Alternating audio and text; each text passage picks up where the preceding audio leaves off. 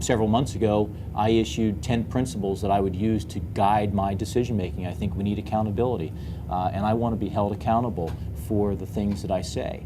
And if you look at what's been transpiring in the past week or 2 weeks with this bailout or rescue bill, it embodies all that's wrong with Washington, in my view. I would have voted against it because this bill, this legislation, does nothing to deal with the cause of the problem. It just is an effort to treat the symptoms.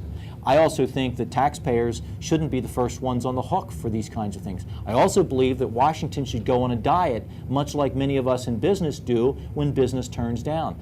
I think the worst thing we could do to our fragile economy is begin to raise taxes. I think that we do have an economy that's probably teetering on the edge of recession, and anybody that understands fiscal and monetary policy recognizes that higher taxes is like an anchor, and we need to make sure that we do everything we can to keep our economy moving forward in a positive direction. I also believe that our current tax structure is too complex, too cumbersome, and doesn't encourage work, investment, and savings. I believe that we should move to a flat tax structure, much like many Eastern Bloc countries have done, and I think that would further enhance our economic growth.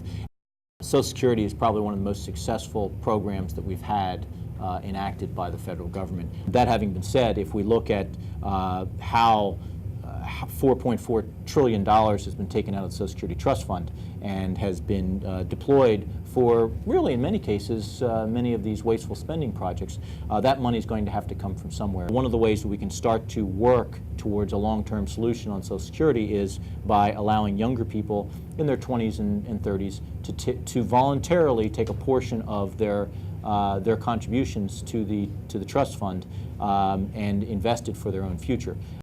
I do not support amnesty. I think it would be the wrong thing for us to do, particularly for those that have come to this country legally, have worked their way through the process. My approach is high fences, wide gates, securing the borders, knowing who's coming in and out of the country.